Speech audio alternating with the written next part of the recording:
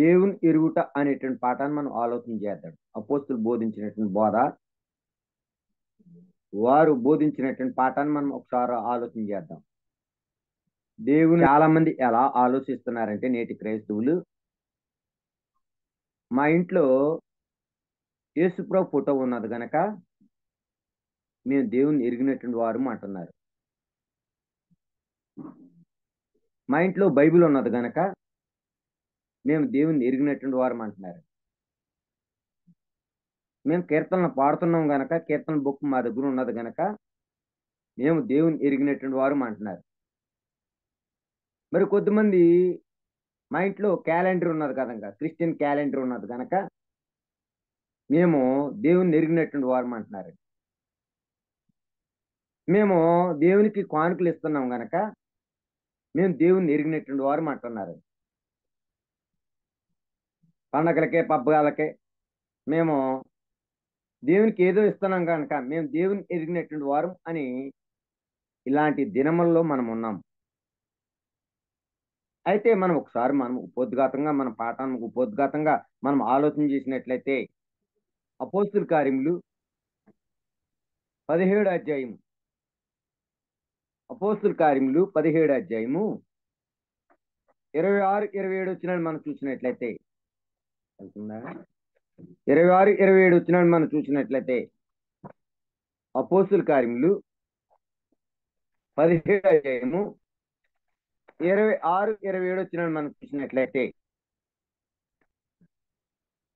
26, 27 వచ్చినాడు చూసినట్లయితే మరియు యావత్ భూమి మీద కాపురం ఉండుటకు ఆయన ఒక నుండి ప్రతి మనిషి సృష్టించి వారు ఒకవేళ దేవుని తండ్రులాడుకుందరేమో అని తను ఎదుగు నిమిత్తం నిర్ణయ కాలముల వారి యొక్క నివాస స్థలముల యొక్క పొలిమాలను ఏర్పరచును.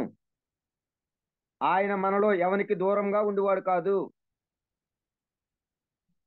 దేవునిని ఈ భూమి మీద సృష్టింపబడినటువంటి ప్రతి మానవుడు కూడా తరుడులాడి కనుగొంటాడేమని దేవుడు ఎదురు చూస్తున్నాడు. అయితే ఇది దేవుని యొక్క కోరిక. రోమిలికి రాసినటువంటి పత్రిక 1వ అధ్యాయము 21 వచ్చిన మనం చూసినట్లయితే మరియు వారు దేవుని ఎరిగి ఆయన దేవునిగా మహిమపరచలేదు, కృతజ్ఞతలు చెల్లింపలేదు, కానీ తమ వాదంలో వ్యర్థులైరి అంటున్నాడు. అంటే దేవుని ఎరిగినటువంటి వారు కూడా దేవుని ఎరిగి ఎలా కృతజ్ఞతలు చెల్లించాలో, ఆయన ఎలా మహింపరచాలో ఎలా దేవుని ఎరిగినటువంటి బిడ్డలకు అర్థం కావట్లేదండి. అయితే మనం ఒకసారి చూసినట్లయితే యోహాను రాసినటువంటి సువార్త 17 అధ్యాయము 3వ వచనం చూసినట్లయితే యోహాను రాసినటువంటి సువార్త 17 అధ్యాయము 3వ వచనం మనం చూసినట్లయితే అద్వితీయ సత్యదేవుడే నిన్ను నీవు పంపిన యేసుక్రీస్తుని ఎరుగుటియే నిత్య జీవము. ఎవరైతే దేవుని కలిగి ఉంటారో వారు నిత్య జీవం కలిగినటువంటి వారని మనం ఆలోచన చేసుకున్నాం. అయితే నా పాఠం ఏంటంటే ఇప్పుడు దాకా మీకు ఉపోద్ఘాతమే మాట్లాడాను. ప్రశ్న వేసుకుందాం. యేసుని ఎరుగుట అనేటువంటి అర్థం ఏంటో మనం తెలుసుకుందామండి. బైబిల్ గ్రంథంలో తెలుసుకునుట, ఎరుగుట అనేటువంటి 2 పదాలు ఉన్నాయండి బైబిల్ గ్రంథంలో. బైబిల్ గ్రంథంలో దేవునిని తెలుసుకునుట, దేవుని ఎరుగుట అనేటువంటి పదాలు 2 ఉన్నాయండి. మనం ఒకసారి చూసినట్లయితే యోహాను రాసినటువంటి మొదటి పత్రిక, యోహాను రాసినటువంటి మొదటి పత్రిక 2వ అధ్యాయము 3వ వచనం మనం చూసినట్లయితే 2వ అధ్యాయము యోహాను రాసినటువంటి మొదటి పత్రిక 2వ అధ్యాయము 3వ వచనం మనం చూసినట్లయితే మనం ఆయన ఆజ్ఞలు గైకొనని ఎలా దీని వలనే ఆయన ఎరుగున్నామని తెలుసుకున్నాము. ఇక్కడ మనం చూసినట్లయితే దేవుణ్ణి ఎరగడము, దేవుణ్ణి తెలుసుకోవడం అనేటువంటి రెండు పదాలు కనపడుతున్నాయండి ఈ వచనంలో. తెలుసుకునుట అనే అర్థం మనం చూసినట్లయితే నమ్మడము. తెలుసుకునుట అనేటువంటి మాటకి అర్థం ఏంటంటే నమ్మడము. ఇక్కడ మనం చూసినట్లయితే యాకోబు రాసినటువంటి పత్రిక, యాకోబు రాసినటువంటి పత్రిక, యాకోబు రాసినటువంటి పత్రిక 2వ అధ్యాయము 19వ వచనం మనం చూసినట్లయితే, యోహాను రాసినట్టండి 2వ అధ్యాయము 19వ వచనం మనం చూసినట్లయితే, దేవుడు అక్కడే అని నీవు నమ్ముచున్నావు, అలా నమ్ముట మంచిదే, దయ్యములను నమ్మి వణుకుచున్నవి. ఇక్కడ మనం చూసినట్లయితే దేవుడు ఉన్నాడని నమ్ముతున్నారు అనేక మంది, దెయ్యాలు కూడా నమ్ముతున్నాయి. ఎంతమంది దేవుని తెలుసుకుని ఏ దెయ్యాలు మారుమనసుకుందండి? ఏ దెయ్యము తెలుసుకుని దేవుని యొక్క గుణంలోకి మలచబడిందండి? ఏ దెయ్యము దేవుని యొక్క సంకల్పంలోకి రాగలిగిందండి? అయితే అర్థము దేవుడు ఉన్నాడని నమ్మడము. ఇలా క్రైస్తవులకి దేవుడు ఉన్నాడనేటువంటి ఆలోచనే లేదండి చాలా మందికి కూడా. అలా దెయ్యాలు కూడా నమ్ముతున్నాయి. అయితే ఇక్కడ మనం ఆలోచన చేసినట్లయితే మనము తెలుసుకునుట అనే దానికి అర్థం తెలుసుకోగలిగాం. ఎరుగుట అంటే అర్థం ఏంటంటే దేవుని యొక్క గుణ లక్షణాలను తెలుసుకునడం, వ్యక్తిత్వం మాట, ఆయన స్వభావాల మాట. అయితే ఇక్కడ మనం చూసినట్లయితే దేవుని యొక్క గుణము మనుషుని యొక్క జీవితంలో ఎలా చూడవచ్చుము? మనం గత పాఠాల్లో మనం దేవుడు పరిశుద్ధుడని మనం ఆలోచన చేశాం. ఆ గుణము మన జీవితంలో రావాలండి. ఎరుగుట అంటే దేవుని యొక్క గుణాలు కలిగినటువంటి వాడు, దేవుని ఎరిగినటువంటి వాడని. అంతేకాదు మనం ఒకసారి చూసినట్లయితే దేవుని ఎరుగుటకు మార్గం మనం ఒకసారి చూసినట్లయితే కొన్ని మత సంబంధమైనటువంటి కార్యాలు చేస్తే మేము దేవుని ఎరిగినటువంటి వారు అంటున్నారు. కొన్ని మత సంబంధమైనటువంటి కార్యాలు చేయటం వలన మేము దేవుని ఎరిగినటువంటి వారు అంటున్నారండి. అయితే మనం ఒకసారి ఆలోచన చేసినట్లయితే గ్రంథం నుండి యోహాను రాసినటువంటి సువార్త 8వ అధ్యాయము, యోహాను రాసినటువంటి సువార్త 8వ అధ్యాయము 31 నుండి చూసినట్లయితే, కాబట్టి యేసు తనను నమ్మిన యూదులతో మీరు నా వాక్యమందు నిలిచిన వారైతే నిజముగా నాకు శిష్యులై ఉండి సత్యమును గ్రహించెదరు. అప్పుడు సత్యమును స్వతంత్రులుగా చేయనని చెప్పగా వారు మేము అబ్రహాం సంతానము, మేము ఎన్నడను ఎవరికి దాసులమే లేదే, మీరు స్వతంత్రులుగా చేయబడతారని ఎలా చెప్పుచున్నావని ఆయనతో అనిరి. దేవుని నమ్మినటువంటి యూదులతో యేసుప్రభు మాట్లాడుతున్నాడండి. ఎవరితోనండి? దేవుని నమ్మినటువంటి యూదులతో. నేను సత్యమునే చెప్తున్నాను, మీరు నా మాట నమ్మట్లేదు. ఆయన సత్యం చెప్పినందుకు ఆయన మీద ఏం చేశారండి? నమ్మినటువంటి యూదులు ఏం చేశారండి? యోహాను రాసినటువంటి సువార్త 8వ అధ్యాయము 59వ వచనంలో మనం చూసినట్లయితే, కాబట్టి వారు ఆయన మీద రువుటకు రాళ్ళు ఎత్తిరి గాని యేసు దాగి దేవాలయంలో నుండి బయటికి వెడలిపోయిను అంటున్నాడు. అంటే సత్యం చెప్తున్నటువంటి నమ్మినటువంటి దేవుడు నమ్మినటువంటి యూదులకి సత్యం చెప్తుంటే వారు సత్యం చెప్పినటువంటి వ్యక్తి మీదకే యూదులు యేసు ప్రభు మీదకే రాళ్ళు రువ్వునట్టుగా మనం చూడగలుగుతున్నాం. అంటే ఇక్కడ మనం ఒకసారి ఆలోచన చేసినట్లయితే ప్రతి మనిషికి దేవుని ఎరిగినటువంటి వారికి దేవుడు ఇచ్చేటువంటి గొప్ప అవకాశం ఏంటంటే యోహాను రాసినటువంటి మొదటి పత్రిక 2వ అధ్యాయము 3వ వచనం మనం చూసినట్లయితే యోహాను రాసినటువంటి మొదటి పత్రిక 2వ అధ్యాయము 3వ వచనం మనం చూసినట్లయితే యోహాను రాసినటువంటి మొదటి పత్రిక 2వ అధ్యాయం 3వ వచనం మనం చూసినట్లయితే మరియు మనం ఆయన ఆజ్ఞలు గైకునే దీని వల్లనే ఆయన ఎరిగి ఉన్నాము తెలుసుకుందాము అని మనం ఆలోచన చేసి ఉన్నాం. దేవుని ఎలా ఎరిగినటువంటి వారము ఆయన బైబిల్ గ్రంథంలో మనం చూసినట్లయితే 613 ఆజ్ఞలు ఇచ్చాడండి. గ్రంథం అంతా కూడా 66 పుస్తకాల్లో 613 ఆజ్ఞలు ఇచ్చాడండి. 613లో మనం ఒకసారి చూసినట్లయితే యాకోబు రాసినటువంటి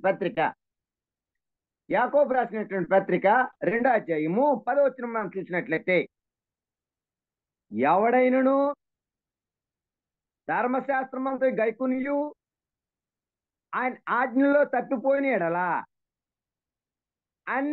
అన్నిటి విషయంలో అపరాధి అగును. ఇక్కడ ధర్మశాస్త్రంలో 9 ఆజ్ఞలు పాటించామనుకోండి, ఒక ఆజ్ఞ మీరేమనుకో మనమంతా ఏమవుతాం, ధర్మశాస్త్రం అంతా మీరినటువంటి వారమే. అందుకని దేవుడు ఏమిస్తున్నాడంటే కొన్ని మత సంబంధమైనటువంటి ఆజ్ఞలు పాటిస్తే మేము దేవుణ్ణి ఎరిగినటువంటి వారం అంటున్నారు. అయ్యయ్యో మనం ఆ బైబిల్లో ఉన్నటువంటి ఆజ్ఞల్ని పాటించలేము, కానీ కొన్ని మత సంబంధమైనటువంటి ఆజ్ఞలు పాటిస్తే మనం దేవుణ్ణి ఎరిగినటువంటి వారు అంటున్నారు. అయితే ఇక్కడ మనం చూసినట్లయితే యోహాను రాసినటువంటి మొదటి పత్రిక 5వ అధ్యాయము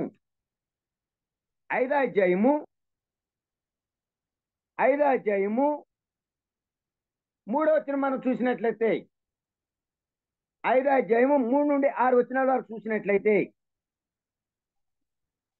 ఇక్కడ 5వ అధ్యాయం 3వ వచనం మనం చూసినట్లయితే మనం ఆయన ఆజ్ఞలు గైకొనటే దేవుని ప్రేమించుట, ఆయన ఆజ్ఞలు భారమైనవి కావు అంటున్నాడు. అంటే తన పిల్లలకే కష్టమైనటువంటి ఆజ్ఞలు ఏది ఇవ్వలేదండి. దేవుడు కష్టమైనటువంటి బోరు ఏది ఎట్లేదండి. తన పిల్లలు ఏది మొయ్యగలరు ఆ ఆజ్ఞలు ఇచ్చాడండి. అందుకని ఏమన్నాడు మనం ఆయన ఆజ్ఞలు గైకొనేటే దేవుణ్ణి ప్రేమించుట, ఆయన ఆజ్ఞలు ఏం కాదు, భారమైనవి కాదు. అంటే దేవుడు ఇచ్చినటువంటి ప్రతి ఆజ్ఞను తప్పక మనం పాటించవలసి ఉన్నది. అయితే మనం ఒకసారి ఆలోచన చేసినట్లయితే ఇక్కడ ఆది కాండము 6వ అధ్యాయము 22వ వచనం చూసినట్లయితే ఆది కాండము 6వ అధ్యాయము 22వ వచనం చూసినట్లయితే ఇక్కడ ఒక వ్యక్తి కాపాడతాడని బైబిల్ గ్రంథంలో. ఎవరండి ఆయన? నోవాహు. 22వ వచనం, నోవాహు అట్లు చేస్తును, దేవుడు తన ఆజ్ఞాపించిన ప్రకారం యావత్తు చేసెను.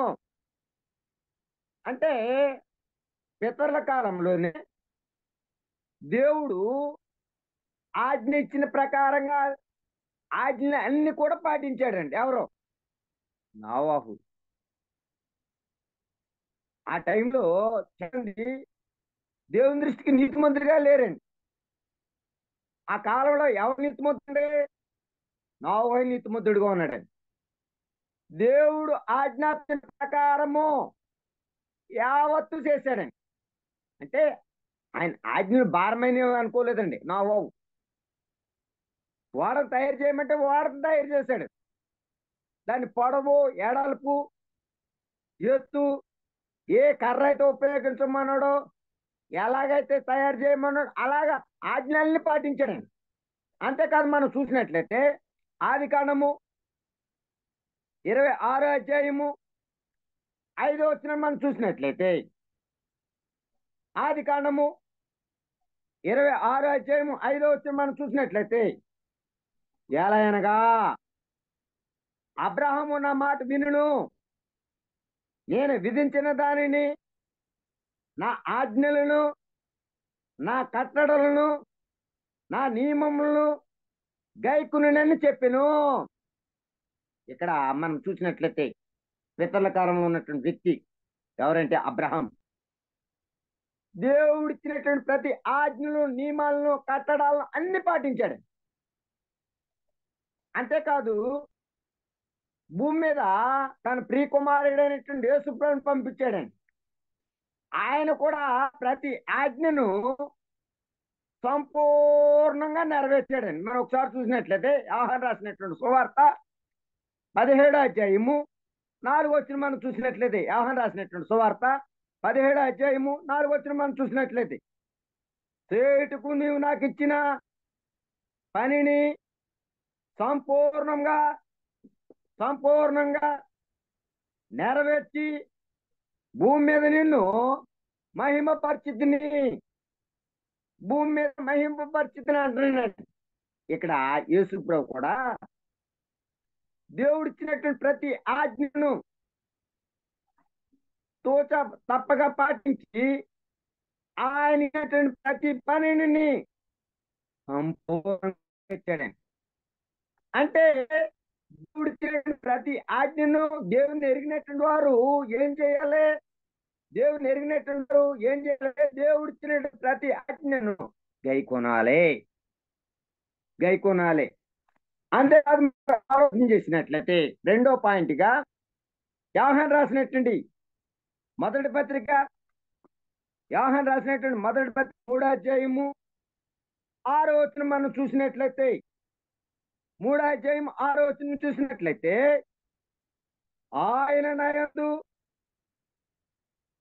ఆయన యందు నిలిచివాడెవడు పాపం చేయుడు, పాపం చేయవాడెవడో ఆయన చూడో లేదు, ఎరుగున లేదు అంటున్నాడు.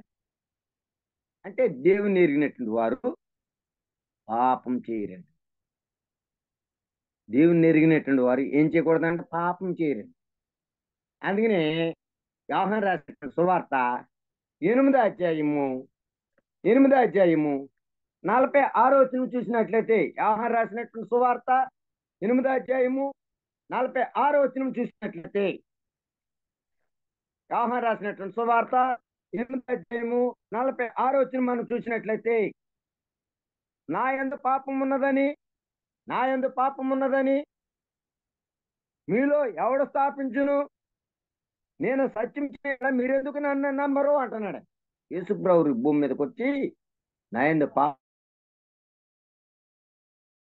అంటే దేవుణ్ణి ఎరిగినటువంటి వారు భూమి మీదకి తన కుమారుడిని పంపితే ఆ కుమారుడు ఏం చేయలేదంటండి, పాపం చేయలేదంటండి.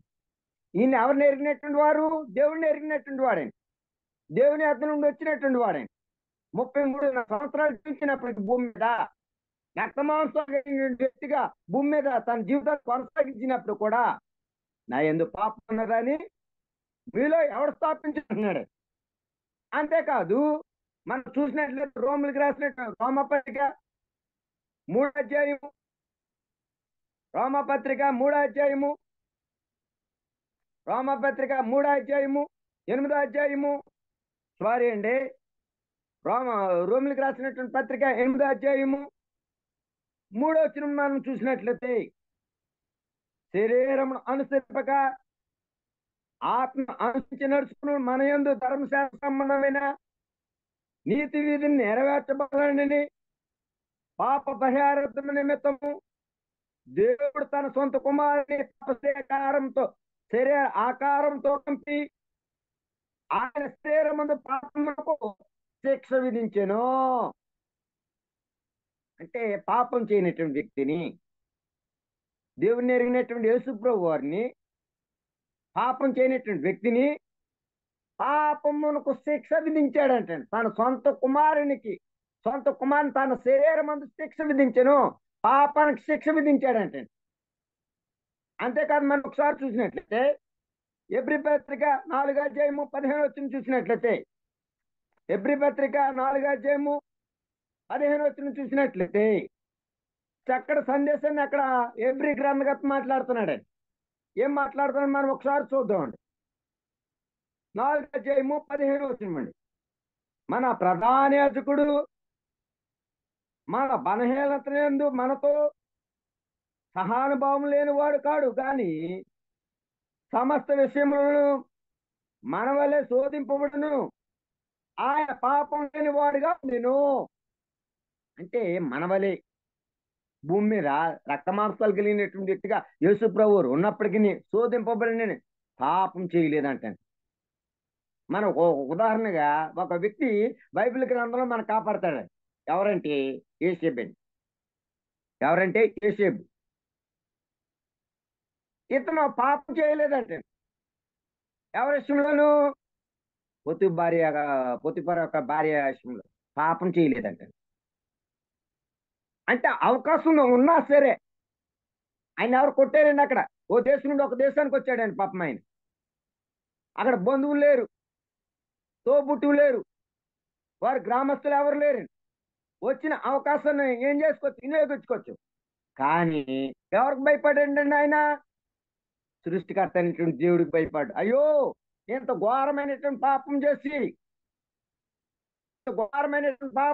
దేవుని శిక్షగా నేను ఎందుకు అవ్వాలి అని అన్నాడు. అంటే ఏ పాపం చేయలేదండి యోసేపు మాదిరి అండి మనకి. ఇక్కడ భూమి మీద ఎవరి మాదిరి? యేసుప్రభు మన మాదిరి అండి.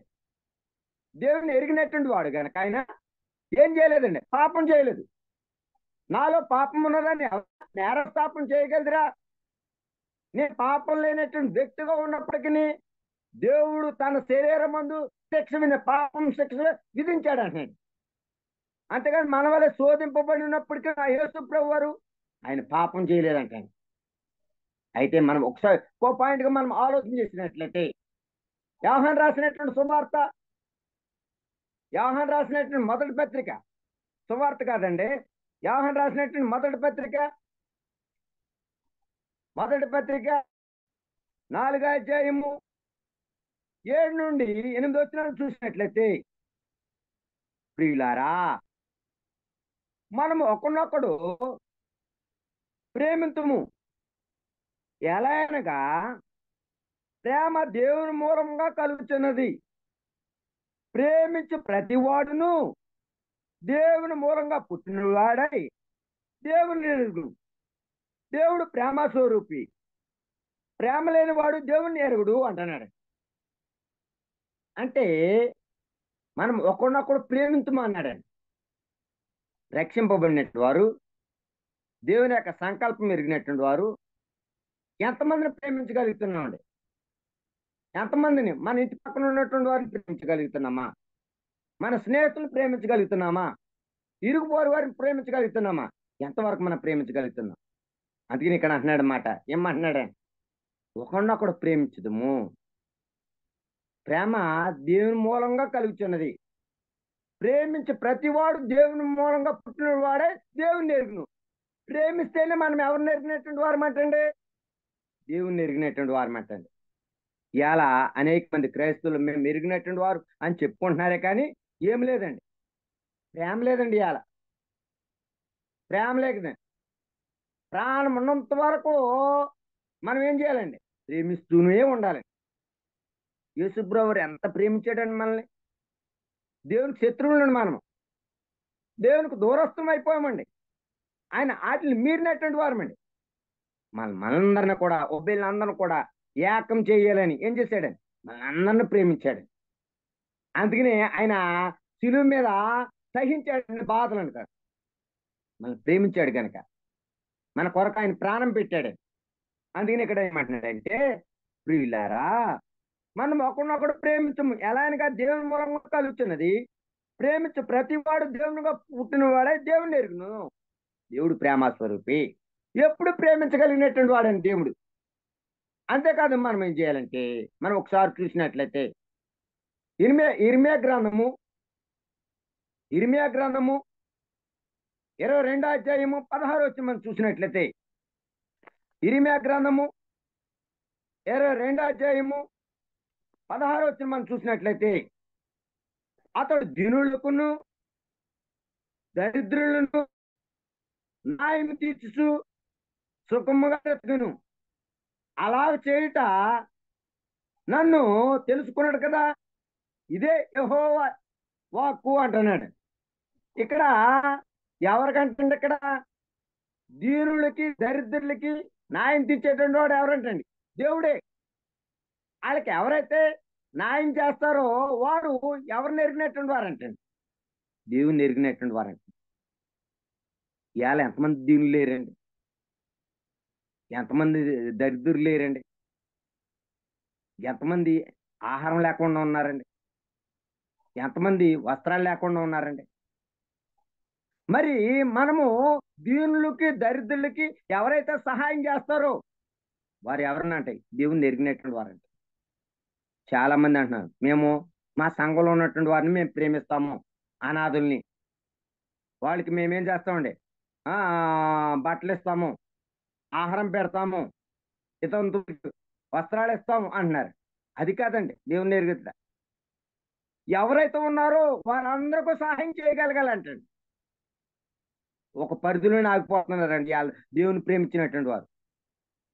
నిజంగా మా స్థానిక సంఘము మొన్న వరద వచ్చిందండి విజయవాడ. వరద వచ్చినప్పుడు ఇదిగో దీనులు, ఇదిగో దరిద్రులు, చాలా మంది ఆహారం లేకుండా ఉన్నారు, చాలా మంది వస్త్రాలు లేకుండా ఉన్నారు అయినప్పుడు సంఘాన్ని ప్రకటన చేసినప్పుడు ఏం చేశారంటే సంఘం తనకు కలిగినంత కొంత కొంత ఇచ్చారండి.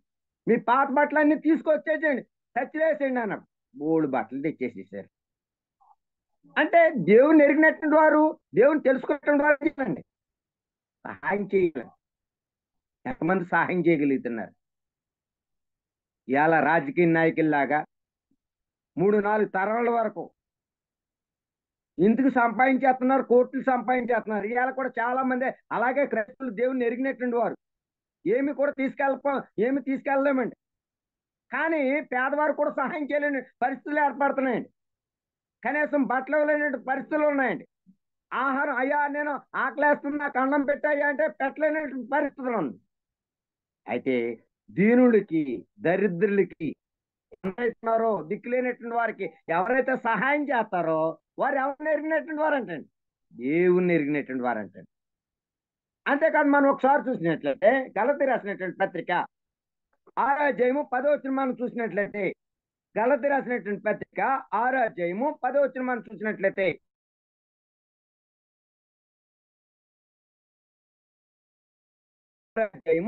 మనం చూసినట్లయితే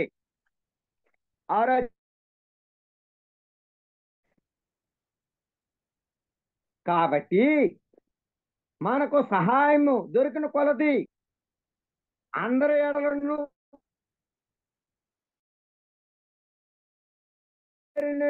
చేరిన వారి ఎడలను మేలు చేయదు అంటున్నాడు. అంటే సాధ్యమైనంత వరకు ఈ భూమి మీద దేవుడు మనకి ఎంత ఆయుష్కాలం అయితే ఇచ్చాడు. కొంతమందికి 50 అవ్వచ్చు, కొంతమందికి 60 సంవత్సరాలు అవ్వచ్చు, కొంతమందికి 70 సంవత్సరాలు అవ్వచ్చు, 80 సంవత్సరాలు అవ్వచ్చు. ఎంత ఆయుష్కాలం ఏర్పడిందో ఆయుష్కాలంలో మనం అంటే సాధ్యమైన వరకు దేవుని ఎరిగినట్టు ఏం చేయాలంటే మేలే చేయాలంటే, ఏదో విధంగా సహాయం చేయాలంటే. అయితే ఎంతమంది సహాయం చేయగలుగుతున్నారు? దేవుని ఎరిగినటువంటి వారు ఎంతమంది సహాయం చేయగలుగుతున్నారు? అందుకని దేవుని ఎరిగినటువంటి వారు మనం ఏమి ఆలోచన చేసాం? దేవుని ఎరిగినటువంటి వారు ఏం మొట్టమొదటి మనం ఆయన ఏమి ఇస్తున్నాడంటే ఆజ్ఞలు ఇస్తున్నాడు. ఆయన ఏం భారమైనటువంటి ఏం కాదండి, చాలా సులువైనటువంటి 52 ఆధారాలు ఇచ్చాడండి. తండ్రి అయిన దేవుడు మనకి ఎన్ని ఇచ్చాడు? సంవత్సరానికి 52 ఆధారాలు ఇచ్చాడండి. 52 ఆకులు వెళ్ళి దేవుని యొక్క సన్నిధానంలో ఆరాధించదే ఎంత గొప్పతనం అండి. ఎంతమంది దేవుని ఎరిగినటువంటి వారు ఇలా దేవుడు మా మధ్యన ఉన్నాడని ఎంతమంది ఎరిగారండి ఇలా దేవుని యొక్క సన్నిధానంలో? కూడుకున్నటువంటి చోటికి దేవుడిని ఆహ్వానించాలండి. దేవుడిని ఎరిగినటువంటి వారు ఎలా రాగలుగుతాడండి? దేవుడు మనం ఆదివారం మనం ఆరాధన చేసుకున్నాం, మన మధ్యకి దేవుడు ఎలా రాగలుగుతాడండి? దేవుడు రావడానికి అవకాశం ఉన్నదా లేదా? ఉన్నదండి. ఇద్దరు ముగ్గురు కూడుకున్నారనుకో ఎవరు వస్తారండి? ఎరిగిన దేవుని ఎరిగినటువంటి వారు ఇద్దరు ముగ్గురు కూడుకుని ఆయన కనపడతా కూర్చున్నారనుకో ఎవరు వస్తారు? దేవుడు మన మధ్య దేవుడిని ఆహ్వానించామండి. మరి యేసుప్రభు ఎక్కడండి? మన కంటికి కనపడినటువంటి వ్యక్తులండి. అదృశ్య దేవుడు అండి మన దేవుడు. మరి దేవుడు మన ఇద్దరు ముగ్గురు కూడుకుంటే ఎరిగినటువంటి వారి మధ్యకి నేను వస్తానన్నాడు. మరి యేసుప్రభు ఎలా రాగలుగుతాడు మన మధ్యకి? ఎలా అయినా అవకాశం ఉన్నదా? అంత విలువైనటువంటి వ్యక్తి, మన కొరకు ప్రాణం పెట్టినటువంటి వ్యక్తి మన మధ్యకి రావాలి. ఆశపడుతున్నాడు, మీ మధ్యన కూర్చోవాలని ఆశపడుతున్నాడు మా నాన్న. మరి యేసుప్రభు ఎలా రాగలుగుతాడండి? మనం ఆయన ఎరిగినటువంటి వారమైతే క్రీస్తు యొక్క సంఘంగా శరీరంగా కూడుకుంటే సంఘానికి ఏమై ఉన్నాడండి? ఆయన శిరసై ఉన్నాడో. ఏమై ఉన్నాడండి? యేసుప్రభువు సంఘానికి శిరసై ఉన్నాడండి. నువ్వు శరీరంగా కూడుకుంటే దేవుని ఎరిగినటువంటి వారుగా శరీరం క్రీస్తు యొక్క శరీరం అనాలండి. ఎవరి శరీరానికి వాళ్ళ శిరస ఉంటుందండి. నేను ఎవరి శరీరం అని గుర్తానంటే క్రీస్తు యొక్క శరీరం అని గుర్తాను. పలానోడు శరీరం అంటే పలానోడు హెడ్ వస్తారండి. కానీ క్రీస్తు యొక్క శరీరానికి ఏమై ఉన్నాడండి? సంఘానికి శిరసై ఉన్నాడు. యేసుప్రభు వచ్చేస్తాడన్న మధ్యకి. మరి ఇంకో వ్యక్తి ఎవరండి? మరి దేవుని ఎరిగినటువంటి వారు ఎవరంటే పరిశుద్ధాత్ముడండి. పరిశుద్ధాత్ముడు దేవుని ఎరిగినటువంటి వారి మధ్యకి ఎలా రాగలుగుతాడండి? రావడానికి అవకాశం కదా. ఒకసారి మనం ఆలోచన చేసినట్లయితే పరలోకంలో ప్రకటన గ్రంథంలో ఏమంటాడండి? పరలోకంలో తండ్రి అయిన దేవునికి సింహాసనం ఉన్నదంటండి. పరలోకంలో సింహాసనం ఉన్నదంటండి. గొర్రె పిల్లకి సింహాసనం ఉన్నదంటండి. మరి ఎవరికి లేదండి పరలోకంలో? పరిశుద్ధాత్ముడికి లేదంటండి. పరిశుద్ధాత్ముడికి లేదంటండి సింహాసనం. దేవుడు పక్షపాతి అండి? పక్షపాతం ఏం కదండి. ఆయన ఎల్లప్పుడూ మనతో ఉండడానికి పరిశుద్ధాత్మని ఇచ్చాడండి. హృదయమైనటువంటి ఆలయంలో సింహాసనం ఆసీనుడై కూర్చున్నాడండి. మన దగ్గర కూర్చో మనతో ఉంటాడండి. పరిశుద్ధాత్మ చాలా మందికి తెలియట్లేదండి. కొన్ని మత సంబంధమైనటువంటి కొన్ని కార్యక్రమాలు చేస్తే, దేవుని ఎరిగినటువంటి వారు కొన్ని కార్యక్రమం చేస్తే పరిశుద్ధాత్ముడు మన మధ్యకు వస్తాడని ఆలోచన చేస్తున్నారండి. కానీ దేవుని వాక్యం చెప్తుందంటే అపోస్తుల కార్యములు 2వ అధ్యాయం మనం చూసినట్లయితే పేతురు గారు ప్రసంగం చేస్తున్నాడండి.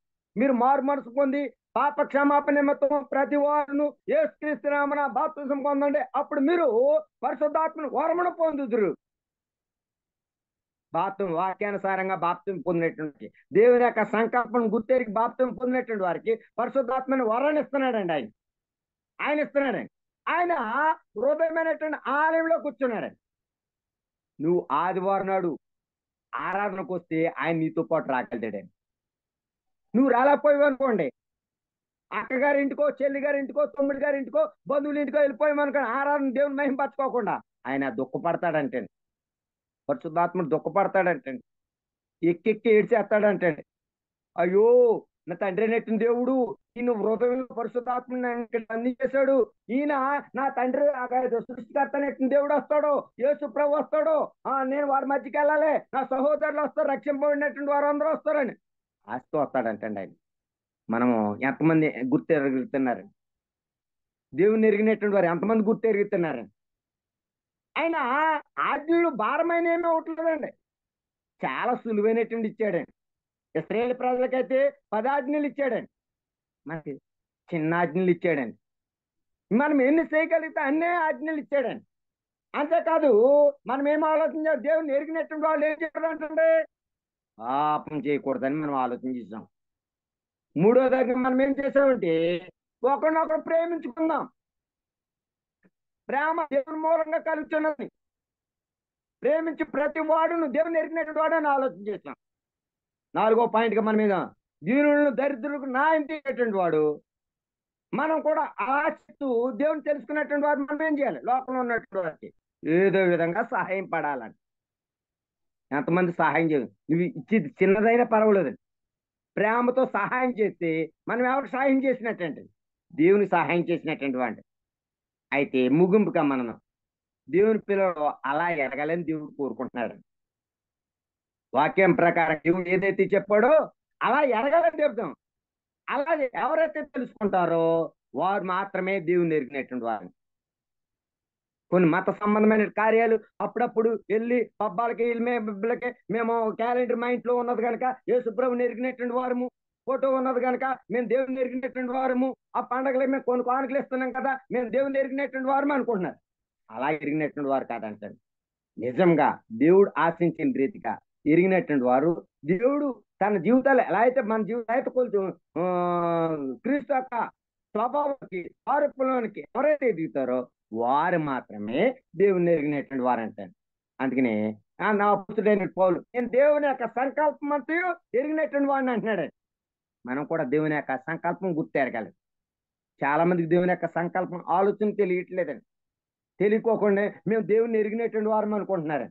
సంకల్పం ప్రకారంగా ఎవరైతే వాక్యానుసారంగా బాప్తిసం తీసుకుంటున్నారో, బైబిల్ ఉన్నటువంటి సాన్ని ఎవరైతే గుర్తిస్తున్నారో, ఎవరైతే జీవితాల్లో దేవునికి ఇష్టమైనటువంటి రీతిలో ఎదుగుతున్నాయో అటువంటి వారు మాత్రమే దేవుని ఎరిగినటువంటి వారని గ్రంథం చెప్తుంది. మనం అలాగే ఎదగాలని ఈ యొక్క జూమ్ ద్వారా మీకు ఈ మాటలు బోధిస్తున్నాను.